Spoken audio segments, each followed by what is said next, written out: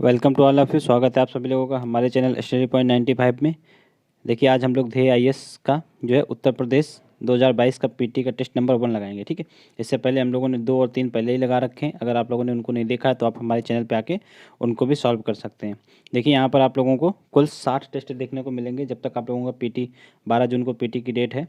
ठीक है, तो 12 जून तक आप लोगों को 60 टेस्ट देखने को मिलेंगे यहाँ पर। आप तो चैनल को सब्सक्राइब कर लीजिए आप लोग। देखिए इन 60 में जो दृष्टि के होंगे वो 20 होंगे, ध्येय के 20 टेस्ट होंगे और जीएस वर्ड के भी 20 ही टेस्ट आने हैं। ठीक है, तो ये 60 टेस्ट आप लोगों को इस चैनल पे देखने को मिलेंगे। तो आप लोग चैनल को सब्सक्राइब कर लीजिए और वीडियो को भी लाइक कर दीजिए। ठीक है, अगर पसंद आए वीडियो तो वीडियो को जरूर लाइक कीजिएगा। इससे मतलब मनोबल बढ़ेगा हमारा और जल्दी जल्दी वीडियो आप लोगों के लिए प्रोवाइड हो पाएंगे। ठीक है, चलिए देखिए यहाँ पर शुरू करते हैं। पहला क्वेश्चन क्या है, ये देखिए पहला। देखिए इसमें दोनों मतलब बाईलिंगुअल है, ये इंग्लिश में भी है और हिंदी में भी है। तो हम आप लोगों को हिंदी वाला पोर्शन करवा रहे हैं। अगर आप लोगों को इंग्लिश का भी इसका देखना है या फिर इस पेपर की पीडीएफ चाहिए तो आप हमारे टेलीग्राम चैनल पे आके टेलीग्राम चैनल पे इसको प्राप्त कर सकते हैं। ठीक है, लिंक आप लोगों को डिस्क्रिप्शन बॉक्स में मिल जाएगा टेलीग्राम का, वहाँ पर आप लोग इसकी पीडीएफ प्राप्त कर सकते हैं। देखिए यहाँ पर पहला क्वेश्चन है, मराठा प्रशासन में निम्नलिखित में से कौन सा एक जनपद जनपद स्तर पर राजस्व संग्रह और सामान्य प्रशासन का प्रभारी होता था। तो मराठा प्रशासन के बारे में पूछा गया है, तो देशमुख होता था।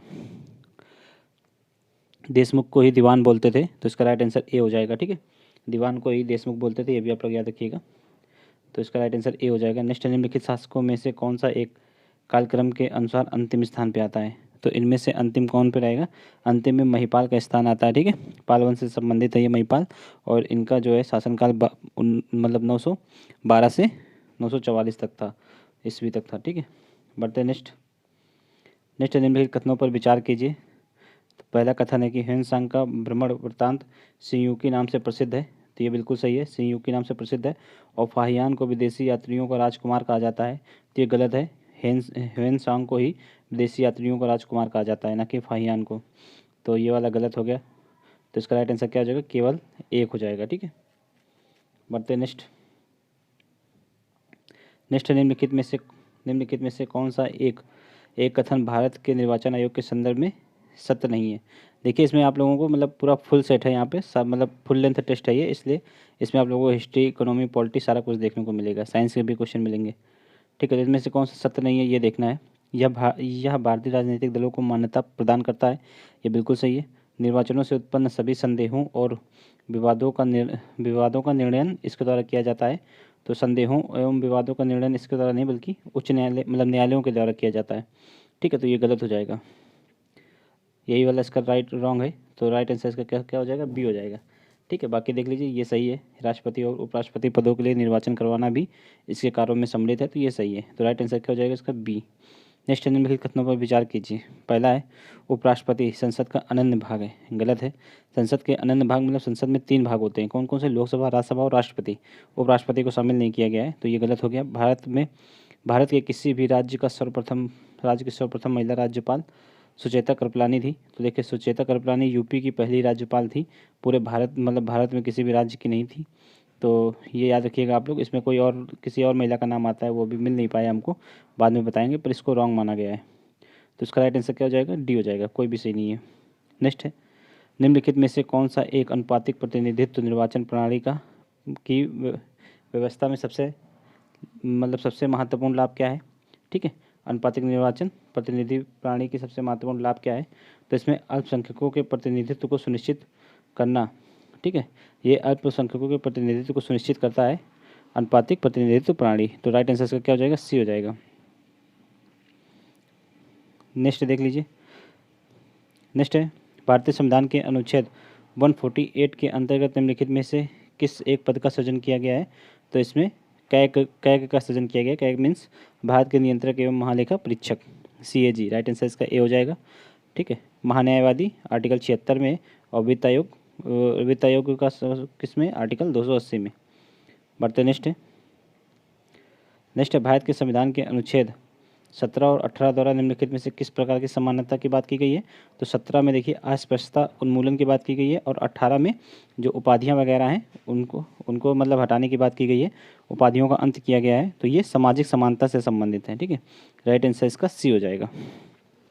मतलब समाज में किसी का भी मतलब किसी को ही इस आधार पर विशेषाधिकार नहीं मिलेगा कि उसको किसी कोई उपाधि प्राप्त है, या फिर इस आधार पर निम्न नहीं समझा जाएगा कि वो मतलब अस्पष्टता के आधार पर निम्न नहीं समझा जाएगा। तो राइट आंसर इसका सी हो जाएगा।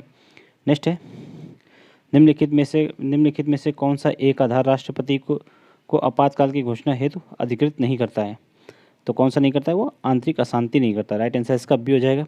देखिए जब अपने यहाँ आपातकाल लगा था, ठीक है, 1975 में, तो इंदिरा गांधी ने इसी को मतलब मिसयूज किया था, आंतरिक अशांति का। आंतरिक अशांति वर्ड का मिसयूज करके आपातकाल लागू किया गया था। तो इसको फिर बाद में 44वें संविधान संशोधन द्वारा आंतरिक अशांति को शब्द को ही हटा दिया गया था। ठीक है, 1978 में ये संविधान संशोधन हुआ था। बढ़ते नेक्स्ट है, निम्नलिखित कथनों पर विचार करें तथा सही कथन का चयन करें। तो भारतीय संविधान के अनुच्छेद 153 में यह वर्णित है कि प्रत्येक राज्य के लिए एक राज्यपाल होगा। तो ये बिल्कुल सही है। और दूसरा, भारतीय संविधान की प्रस्तावना में उदारवादी शब्द प्रयुक्त नहीं है। तो ये भी सही है, उदारवादी शब्द नहीं है। ठीक है, तो राइट आंसर क्या हो जाएगा? ए हो जाएगा। केवल एक ही इसका सही है। बढ़ते नेक्स्ट, सॉरी, उदारवादी शब्द तो प्रयुक्त नहीं है, तो ये भी सही है और ये भी सही है। तो इसमें से क्या दोनों सही हो जाएंगे। राइट आंसर इसका सी हो जाएगा। नेक्स्ट, निम्नलिखित कथनों पर विचार करें और कूट की सहायता से सही उत्तर का चयन करना है। तो प्रकाश संश्लेषण की प्रक्रिया में ऑक्सीजन का निर्माण जल के टूटने से होता है। ये बिल्कुल सही है। प्रकाश संश्लेषण की प्रक्रिया में ग्लूकोज का निर्माण जो है कार्बन डाइऑक्साइड से होता है। ये भी सही है। और पौधे प्रकाश संश्लेषण की प्रक्रिया द्वारा रात में भी ग्लूकोज का निर्माण करते हैं। ये भी सही है। ठीक है, तो देखिए दिन और रात दोनों में प्रकाश संश्लेषण होता है, इसलिए ग्लूकोज का निर्माण रात में भी होता है। तो राइट आंसर क्या हो जाएगा? इसका डी हो जाएगा। यानी कि उपरोक्त तो सभी सही हैं। नेक्स्ट देख लीजिए, प्रोटीन के संदर्भ में निम्नलिखित कथनों पर विचार करना है। देखिए पहला है स्टेटमेंट है, इसमें से प्रोटीन के संदर्भ में देखिए, यह अनेक जटिल उपचायी प्रक्रियाओं में एंजाइम के रूप में कार्य करता है। यह बिल्कुल सही है। एल्ब्यूमिन नामक प्रोटीन जंतु प्रोटीन का उदाहरण है। ठीक है, तो ये भी सही है, ये भी सही है। ठीक है, मानव शरीर का लगभग 15% भाग प्रोटीन से बना होता है। ये भी सही है। और प्रोटीन जैव उत्प्रेरक के रूप में कार्य नहीं करते हैं, तो ये गलत है। जैव उत्प्रेरक के रूप में भी प्रोटीन कार्य करते हैं। तो इसमें से कौन सा सही नहीं है? तो केवल 4 नंबर सही नहीं है। राइट आंसर इसका क्या हो जाएगा? बी हो जाएगा।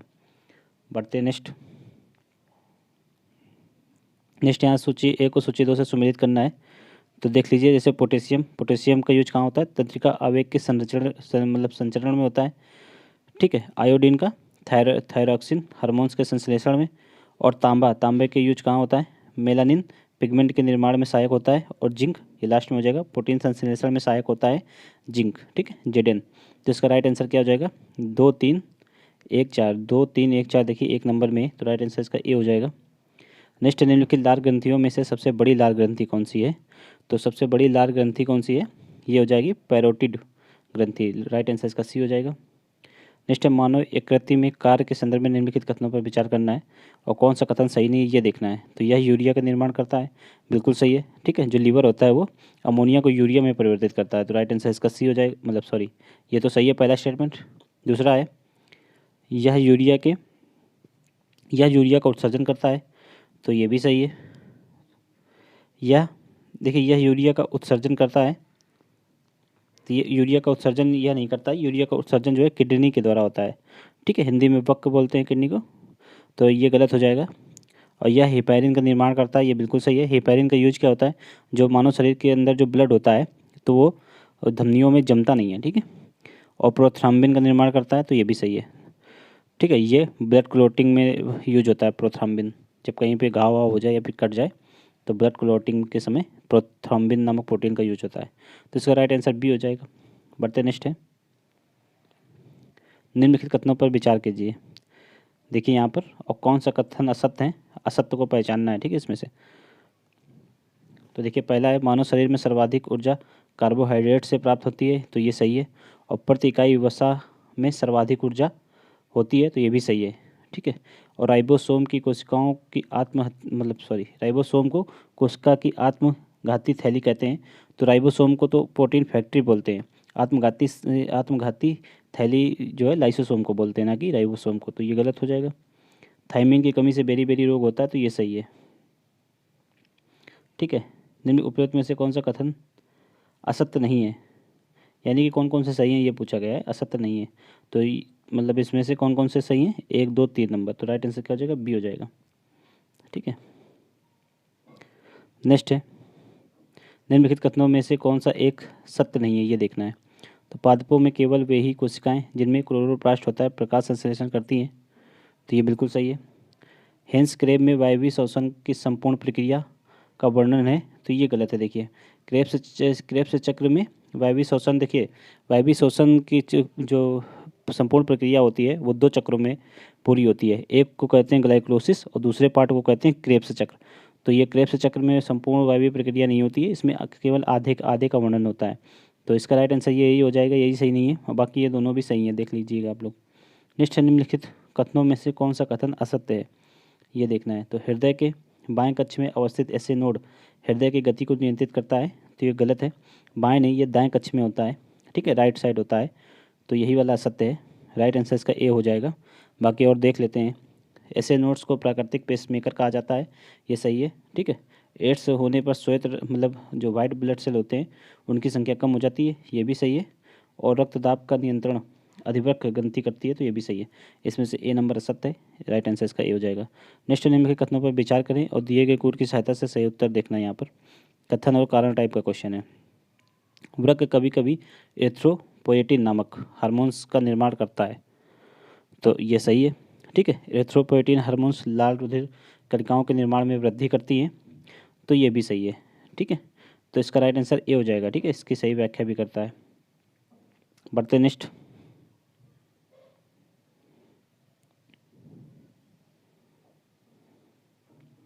नेक्स्ट है, मानव शरीर में डीएनए के निर्माण में निम्नलिखित विटामिन में से कौन सहायक सहायक होता है। ठीक है, डीएनए के निर्माण में जो है बायोटिन सहायक होता है। ठीक है, इसको B7 भी बोलते हैं, विटामिन B7 का ही जो है रासायनिक नाम बायोटिन होता है। ठीक है, तो इसका राइट आंसर क्या हो जाएगा, बी हो जाएगा। बढ़ते हैं नेक्स्ट, निम्नलिखित युग्मों में से कौन सा सही सुमेलित नहीं है, कौन सा इसमें से सही सुमेलित नहीं है वो देखना है। ठीक है, ऑन्स, तो ऑन्स का यूज जो है द्रव्यमान मापने के लिए होता है, ये सही है। सोनार का यूज समुद्र के भीतर किसी वस्तु की स्थिति को पता लगाने के लिए, ये भी सही है। विंड वेन वायु की गति को ज्ञात करता है, गलत है। विंड वेन जो है वायु की दिशा को ज्ञात करता है, ना कि गति को। तो यही वाला गलत हो जाएगा, यही इसका राइट आंसर हो जाएगा। ठीक है, लास्ट वाला देख लीजिए, गैल्वेनोमीटर विद्युत धारा की उपस्थिति जांचने हेतु। तो ये सही है, राइट आंसर इसका सी हो जाएगा। नेक्स्ट, निम्न के कथनों पर विचार कीजिए। तो सरल आवर्त गति में चरम बिंदु पर त्वरण अधिकतम होता है। तो ये बिल्कुल सही है। ठीक है, सरल आवर्त गति में चरम बिंदु पर स्थितिज ऊर्जा अधिकतम होती है, ये भी सही है। सरल आवर्त गति में मध्यमान बिंदु पर त्वरण शून्य होता है, तो ये भी सही है। ठीक है, तो राइट आंसर क्या हो जाएगा, सभी सही है, राइट आंसर इसका डी हो जाएगा। नेक्स्ट है, देखिए निम्नलिखित कथनों पर विचार कीजिए और कौन कौन से कथन इसमें सत्य हैं वो देखना है। ठीक है, तो देख लीजिए, 4 डिग्री सेंटीग्रेड तापमान पर पानी का आयतन न्यूनतम होता है, ये बिल्कुल सही है, क्योंकि 4 डिग्री सेंटीग्रेड पर ही जल का घनत्व भी सर्वाधिक होता है। नेक्स्ट है, फ़ारेनहाइट पैमाने पर पानी 32 डिग्री तापमान पर बर्फ में बदल जाता है। ठीक है, तो ये भी सही है। और रिएमन पैमाने पर पानी जो है 80 डिग्री तापमान पर उबलने लगता है, ये भी सही है। पारे के तापमापी से 375 डिग्री सेंटीग्रेड से अधिक का तापमान नहीं मापा जा सकता है, तो ये भी सही है। मतलब इसमें सभी सही है, तो राइट आंसर इसका डी हो जाएगा।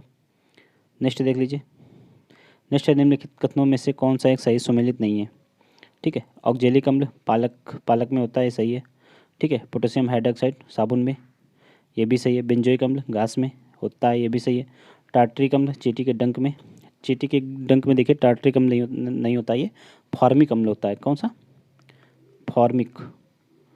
ठीक है, तो इसका राइट आंसर क्या हो जाएगा, डी, यही सही नहीं है। नेक्स्ट, निम्नलिखित में से किसे झूठा सोना कहा जाता है। तो आयरन पायराइट को कहा जाता है। ठीक है, आयरन पायराइट्स को, राइट आंसर इसका बी हो जाएगा। नेक्स्ट नीचे कथन कारण टाइप का क्वेश्चन है, ये भी देख लीजिए। लोकसभा के संचालन के समय यदि कोरम पूरा नहीं होता है तो अध्यक्ष का दायित्व है कि वह सदन को स्थगित कर दे। ठीक है, तो ये बिल्कुल सही है। कोरम कितना होता है, तो टोटल का 1/10। ठीक है, जितने भी सदस्य हैं, टोटल सदस्य संख्या का 1/10 से अगर कम उपस्थित हैं तो लोकसभा के जो है कार्यों का संचालन नहीं होगा। नेक्स्ट है, कोरम सदस्यों की वह न्यूनतम संख्या है जिसकी उपस्थिति में सदन के कार्य संपादित होते हैं, तो ये बिल्कुल सही है। और अगर ये नहीं होते हैं तो उसको स्थगित कर देना पड़ता है, तो इसलिए इसका कारण भी सही है। तो राइट आंसर इसका क्या हो जाएगा, ए हो जाएगा। नेक्स्ट, निम्न के कथनों पर विचार करें और कूट के माध्यम से सही उत्तर का चयन करें। अधीनस्थ न्यायालय उच्च न्यायालय के अधीन होता है, तो ये बिल्कुल सही है। ठीक है, जिला न्यायाधीशों की नियुक्ति राज्यपाल द्वारा उच्च न्यायालय के परामर्श से की जाती है, तो ये भी सही है। तो इसमें से दोनों सही है, राइट आंसर इसका सी हो जाएगा। नेक्स्ट देख लीजिए।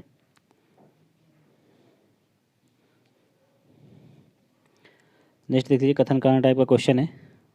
भारत का सर्वोच्च न्यायालय एक अभिलेखी न्यायालय है, तो ये सही है।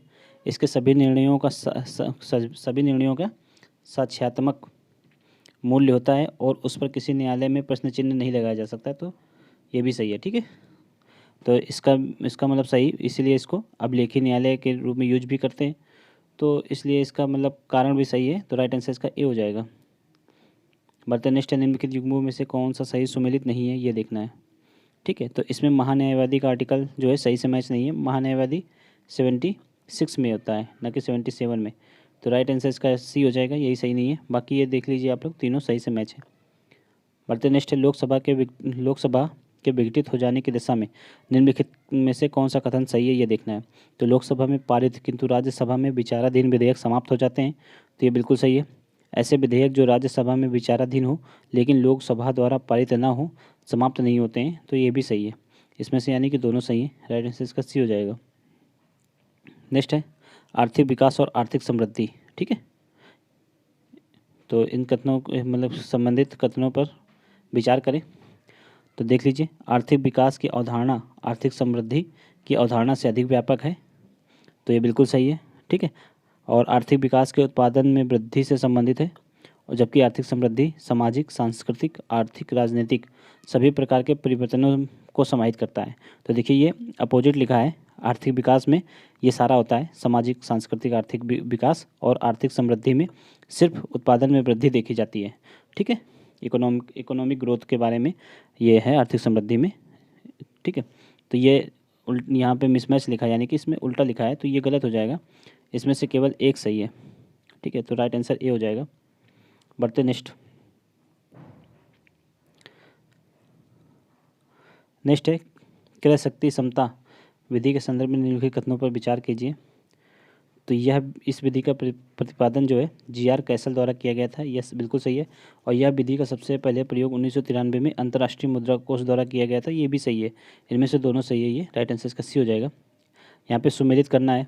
ठीक है, पंचवर्षीय योजना है यह और उनका लक्ष्य है। ठीक है, तो देख लीजिए कौन सा इसमें से सही है। तो प्रथम पंचवर्षीय योजना का लक्ष्य कितना था, 5.6%। ठीक है, द्वितीय का कितना था, 4.1 सेकेंड। प्रथम पंचवर्षीय योजना का लक्ष्य प्रतिशत कितना था, तो ये था 2.1। ठीक है, और द्वितीय का कितना था, 4.5। ठीक है, तृतीय पंचवर्षीय योजना का कितना था, 5.6। और चतुर्थ पंचवर्षीय योजना का लक्ष्य कितना था, 5.7%। तो इसका राइट आंसर क्या हो जाएगा, सी हो जाएगा। ठीक है, देख लीजिएगा आप लोग। ठीक है, ये ऐसे क्वेश्चन खैर ज़्यादा इंपॉर्टेंट नहीं है, इतना डीप कभी नहीं आता है, ये ज़्यादा फैक्ट हो गया। नेक्स्ट है अर्थशास्त्री महबूब उल हक ने आर्थिक विकास को गरीबी के विरुद्ध लड़ाई के रूप में परिभाषित किया, चाहे वह गरीबी किसी भी रूप में हो, तो ये बिल्कुल सही है। और अर्थशास्त्री प्रोफेसर अमर्त्य सेन, ठीक है, ये अपने भारत के हैं, और महबूब उल हक ये पाकिस्तान के हैं। ठीक है, इन्हीं के प्रयासों से जो है ह्यूमन डेवलपमेंट इंडेक्स जो आता है वर्तमान में, वो इन्हीं के प्रयासों के देन है। ठीक है, तो प्रोफेसर अमर्त्य सेन ने आर्थिक विकास को अधिकारिता तथा क्षमता के विस्तार के रूप में परिभाषित किया, तो ये भी सही है। इनमें से दोनों सही है, तो राइट आंसर इसका सी हो जाएगा। नेक्स्ट, निम्नलिखित में से कौन सी तकनीकी हस्तांतरण की विधियां हैं। तो कौन सी तकनीकी हस्तांतरण की विधियां हैं, इसमें से देख लीजिए, ये सभी विधियां हैं जो तकनीकी हस्तांतरण की हैं, तो राइट आंसर इसका डी हो जाएगा। ठीक है, संयुक्त उद्यम, लाइसेंसिंग, फ्रेंचाइजिंग तथा टर्नकी कॉन्ट्रैक्ट। बढ़ते नेक्स्ट है सूची 1 को सूची 2 से सम्मिलित करना है।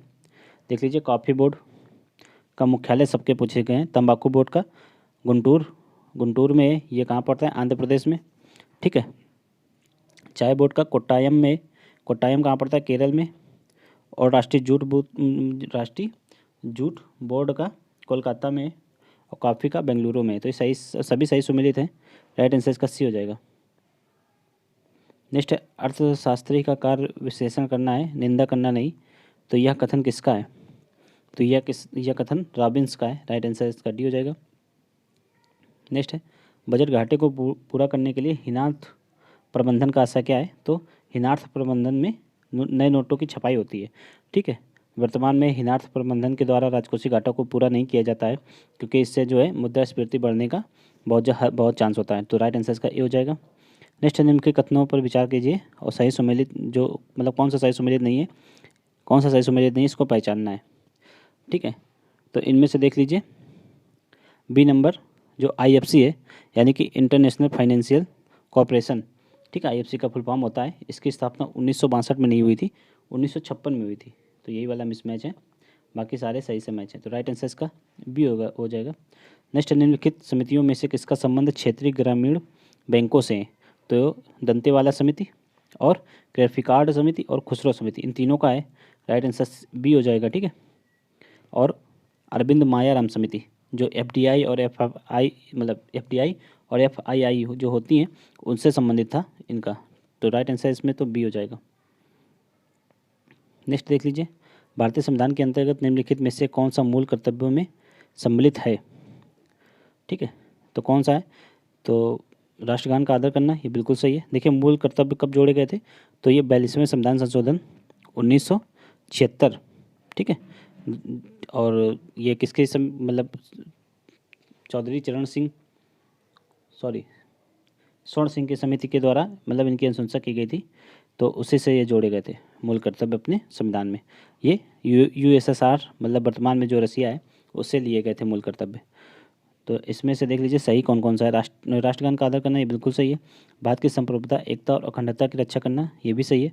और चुनाव में मतदान करना, ये नहीं है। और अहिंसा से दूर रहना, ये है। तो इसमें से अहिंसा से दूर रहना, देखिए इसको कंफर्म, अहिंसा से दूर रहना ये नहीं कहा गया है। तो इसमें से क्या है? इसमें से 1 और 2 नंबर है। राइट आंसर इसका ए हो जाएगा।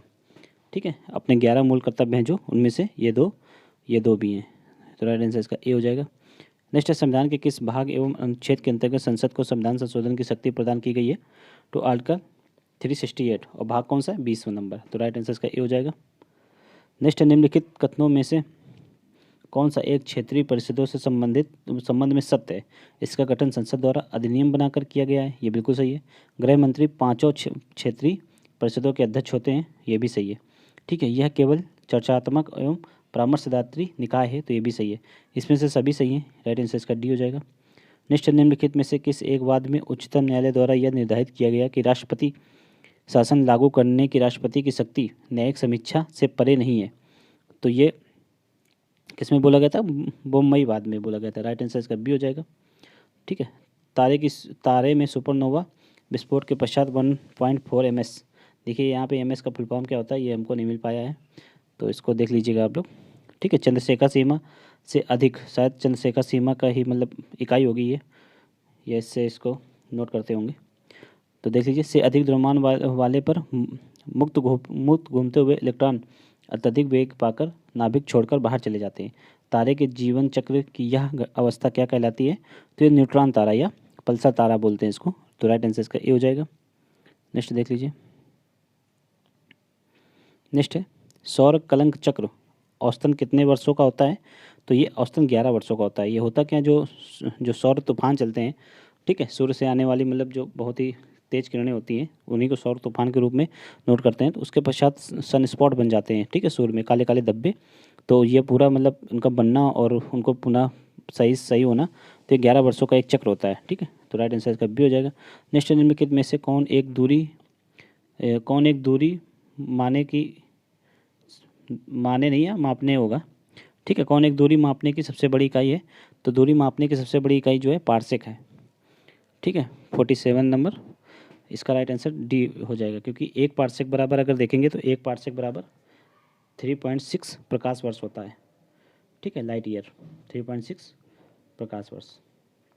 तो इसका राइट आंसर क्या हो जाएगा? सबसे बड़ी इकाई कौन सी है? पार्सेक। राइट आंसर इसका डी हो जाएगा। नेक्स्ट है, सबसे अधिक तापांतर किस ग्रह पे पाया जाता है? तो जो सूर्य के सबसे नज़दीक है बुध ग्रह, इसी का जो है सबसे अधिक तापांतर है। राइट आंसर इसका सी हो जाएगा। नेक्स्ट, निम्नलिखित घटनाओं को उनके कालक्रम के अनुसार व्यवस्थित करना है। तो देख लीजिए यहाँ पे पानीपत का युद्ध, पानीपत का तीसरा युद्ध कब हुआ था? ये 1761 में हुआ था। बक्सर का युद्ध 1764 में हुआ था। ठीक है, और बक्सर के युद्ध के पश्चात ही इलाहाबाद की संधि हुई थी, तो ये 1765 में हुई थी। और मुगल बादशाह शाह आलम द्वितीय को अंधा कर दिया गया था। तो देखिए बक्सर के युद्ध में मुगल बादशाह जो है शाह आलम द्वितीय ही थे, तो उसके पश्चात इन्हीं के साथ इलाहाबाद की संधि हुई और फिर उसके पश्चात इनको अंधा किया गया। तो जाहिर सी बात है ये लास्ट में ही रहेगा। तो इसका राइट आंसर क्या हो जाएगा? 3-4-1-2, देख लीजिए 3-4-1-2, राइट आंसर इसका ए हो जाएगा। बढ़ते नेक्स्ट है, हैदराबाद में स्वतंत्र आसफ जाही वंश की स्थापना किसने की? तो चिंकलिज खां के द्वारा की गई थी। राइट आंसर इसका सी हो जाएगा। ठीक है, 1724 में, ये भी आप लोग याद रखिएगा।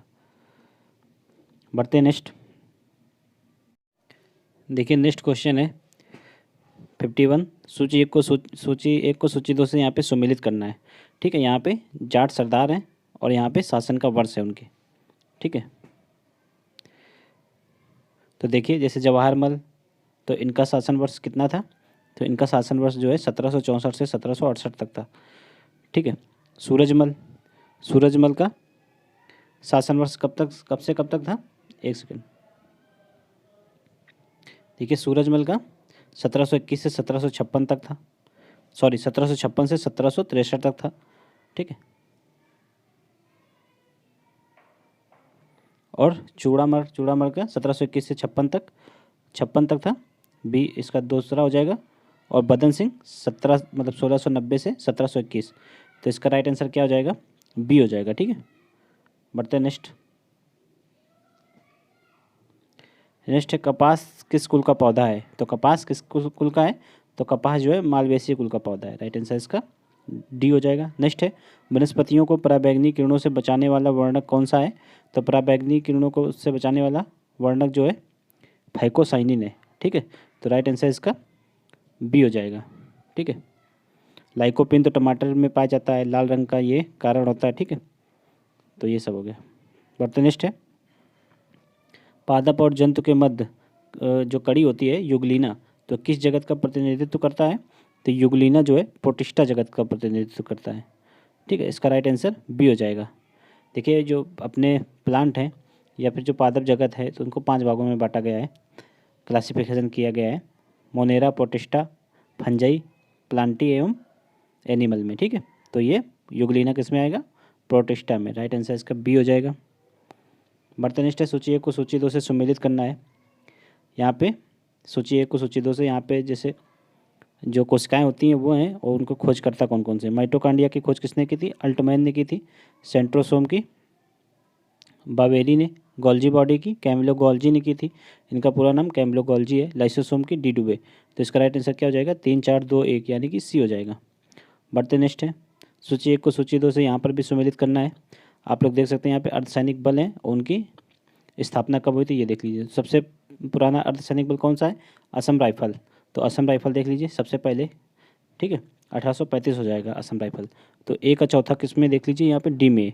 तो आप लोग सिर्फ एक ही से कर सकते हैं इसको, बाकी और भी मिला लीजिए। जैसे कि सी का तीसरा हो जाएगा, बी का दूसरा हो जाएगा, सी का मतलब बी का तीसरा हो जाएगा, सी का दूसरा हो जाएगा और डी का पहला हो जाएगा। तो राइट आंसर इसका क्या हो जाएगा? डी हो जाएगा। नेक्स्ट है, रेफ्रिजरेटर में खाद्य पदार्थ ताज़ा रखने हेतु सुरक्षित तापमान कितना होना चाहिए? तो कितना होना चाहिए? फ्रिज वगैरह में रखने के लिए 4 डिग्री सेंटीग्रेड होना चाहिए। राइट आंसर इसका सी हो जाएगा। नेक्स्ट है, मानव हृदय का प्रथम सफल प्रत्यारोपण कब किया गया था?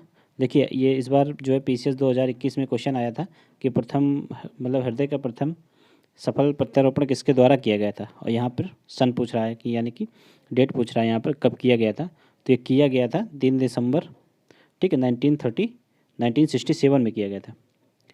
ठीक है, और किसके द्वारा किया गया था? तो क्रिश्चियन बर्नार्ड के द्वारा किया गया था। राइट आंसर इसका सी हो जाएगा। नेक्स्ट है, साइबरनेटिक्स की परिकल्पना सर्वप्रथम किसने प्रस्तुत की? तो साइबरनेटिक्स में होता क्या है, जो यंत्र वगैरह होते हैं और मानव के मध्य अध्ययन किया जाता है। ठीक है, उनके मध्य परस्पर अध्ययन किया जाता है। तो इसकी सर्वप्रथम इसको प्रस्तुत किसने किया था? तो इसको प्रस्तुत किया था नॉर्बर्ट वीनर ने। राइट आंसर डी हो जाएगा। नेक्स्ट है जेनेटिक स्तर पर पहचान में इस्तेमाल की जाने वाली तकनीकी जो है डीएनए फिंगरप्रिंटिंग या फिर डीएनए प्रोफाइलिंग भी बोलते हैं। तो इसका आविष्कार किसके द्वारा किया गया था? तो इसका आविष्कार किया गया था एलेक जेफरी के द्वारा। राइट आंसर इसका ए हो जाएगा। बढ़ते नेक्स्ट है, सूची 1 को सूची 2 से सुमेलित करना है। ठीक है, राष्ट्रीय प्रतिरक्षा संस्थान ये कहाँ है? तो ये दिल्ली में। राष्ट्रीय कोशिका विज्ञान केंद्र ये पुणे में है। मस्तिष्क अनुसंधान संस्थान मनेसर में है। ठीक है, और जैव संसाधन सतत विकास संस्थान ये इम्फाल में। तो राइट आंसर क्या हो जाएगा? 2 1 3 4 देख लीजिए, 2 1 3 4 राइट आंसर इसका बी हो जाएगा। बढ़ते नेक्स्ट है, यहाँ पर भी कौन सा युग्म जो है सही सुमेलित नहीं है। यहाँ पे वो देखने कौन सा सही सुमेलित नहीं है। तो यहाँ पे विश्व पर्यटन संगठन ये 1995 यही गलत सुमेलित है। ठीक है, क्योंकि विश्व पर्यटन संगठन जो है 1925 में इसकी स्थापना हुई थी और इसका हेडक्वार्टर स्पेन के मैड्रिड में है। ठीक है, मैड्रिड में। और 1995 में WTO बना था, लेकिन वो कौन सा था? वर्ल्ड ट्रेड ऑर्गेनाइजेशन था, विश्व व्यापार संगठन 1995 में बना था। ये याद रखिएगा आप लोग। तो इसका राइट आंसर सी हो जाएगा। नेक्स्ट, निम्नलिखित भारतीय या भारतीय मूल के व्यक्तियों को उनके नोबेल पुरस्कार मिलने के क्रम में यहाँ पे देखना है कौन सा सही है। तो देख लीजिए, सबसे पहले किसको मिला था? तो सबसे पहले मिला था हरगोविंद खुराना जी को। ठीक है, 1968 में। उसके पश्चात अमृत सेन को मिला था 1998। फिर उसके पश्चात किसको मिला था? वेंकट रमन रामकृष्णन को, इनको मिला था 2009 में। उसके पश्चात 2014 में कैलाश सत्यार्थी जी को मिला था। ठीक है, शांति का नोबेल पुरस्कार मिला था इनको। तो इसका राइट आंसर क्या हो जाएगा? बी हो जाएगा। बढ़ते नेक्स्ट है, स्वदेश बांधव समिति का गठन किसके द्वारा किया गया था या फिर किस समय किया गया था? तो ये किया गया था जो है स्वदेश बांधव समिति स्वदेशी आंदोलन के समय। ठीक है, अश्विनी कुमार दत्त के द्वारा किया गया था। राइट आंसर इसका डी हो जाएगा। नेक्स्ट है, सूची 1 को सूची 2 से सुमेलित करना है। ये देश हैं, उनकी संसद कहाँ पे है? जैसे कि देख लीजिए, रूस की संसद स्टेट ड्यूमा में है। ठीक है, भूटान की तशोगुहू में है, और जापान की कहाँ पे है? पहले इनसे मैच कर लेते हैं। तो ए का तीसरा हो जाएगा, ए का तीसरा और डी का पहला। तो देख लीजिए, ये सी नंबर मिल रहा है। ठीक है, तो देख लीजिए यहाँ पे नॉर्वे का कहाँ पे हो जाएगा? नॉर्वे का स्टोर्टिंग और जापान का डायट। ठीक है, बढ़ते नेक्स्ट। नेक्स्ट है, कथन एवं कारण टाइप का क्वेश्चन है। स्वतंत्रता के बाद भारतीय संविधान का स्वदेशी स्वरूप सामने आया। तो ये बिल्कुल सही है। और विश्व में विभिन्न देशों के संविधान से उन प्रावधानों को भारतीय संविधान में शामिल किया गया है जो भारत में सामाजिक, आर्थिक और राजनीतिक परिदृश्य के अनुकूल थे। तो ये भी सही है। देखिए, हमारे मतलब संविधान में विभिन्न देशों से जो भी कुछ लिया गया है, ठीक है, तो वो भारतीय परिस्थितियों के अनुकूल उसको ढाल करके ही उसको लागू किया गया है। ठीक है, तो इसका राइट आंसर ए हो जाएगा। दोनों सही है। नेक्स्ट है, इसमें से कौन सा सही सुमेलित नहीं है, ये देख लीजिए। तो इसमें देख लीजिए, सिंचाई आयोग लॉर्ड कर्जन के समय आया था, बिल्कुल सही है। ठीक है, एचिसन आयोग लॉर्ड डफरिन, ये भी सही है। दुर्भिक्ष आयोग लॉर्ड लिटन, ये भी सही है। फ्रेजर आयोग लॉर्ड हार्डिंग, ये गलत है। फ्रेजर आयोग जो है कॉर्नवालिस के टाइम आया था। ठीक है, और ये पुलिस कार्य पद्धति में सुधार के लिए था। राइट आंसर इसका डी हो जाएगा। नेक्स्ट है, किस अधिनियम के अंतर्गत अंग्रेजों को बिना अनुमति पत्र के ही भारत में आने, यहाँ रहने और भूमि खरीदने की अनुमति दे दी गई थी? तो ये 1833 का चार्टर एक्ट था। ठीक है, राइट आंसर इसका डी हो जाएगा। नेक्स्ट है, निम्नलिखित में से किस सिद्धांत के अनुसार कोई व्यक्ति जिसे मूल अधिकार प्रदान किया गया है मूलाधिकारों का त्याग नहीं कर सकता? तो वो सिद्धांत यहाँ पे पूछा गया है। इसका राइट आंसर हो जाएगा आदित्यजन का सिद्धांत। राइट आंसर इसका सी हो जाएगा। नेक्स्ट है, निम्नलिखित युग्मों में से कौन सा सही सुमेलित नहीं है? सरोजिनी नायडू चिकित्सालय आगरा में है। ठीक है, जेके कैंसर संस्थान कानपुर में, मोतीलाल नेहरू मेडिकल कॉलेज प्रयागराज में, ये सभी सही हैं। Centre for bio medical research ये मेरठ में है, तो यही गलत है इसमें। ठीक है, ये मेरठ में नहीं है। Centre for bio medical research ये लखनऊ में है। ठीक है, तो इसका राइट आंसर क्या हो जाएगा? डी। नेक्स्ट है, जिला उनके मुख्यालय, इनमें से कौन सा सही सुमेलित है? कौन सा सही सुमेलित है, ये देखना है। ठीक है, फर्रुखाबाद का मुख्यालय फतेहगढ़ में, बिल्कुल सही है। जालौन का उरई में, सोनभद्र का रॉबर्टगंज में, ये भी सही है। कौशाम्बी का मंझनपुर, ये भी सही है। तो इसमें से सभी सही है। राइट आंसर इसका डी हो जाएगा। नेक्स्ट, उत्तर प्रदेश के संबंध में जनगणना 2011 पर आधारित निम्नलिखित कथनों पर विचार कीजिए। प्रदेश में शिशु लिंगानुपात 902 था, ये सही है।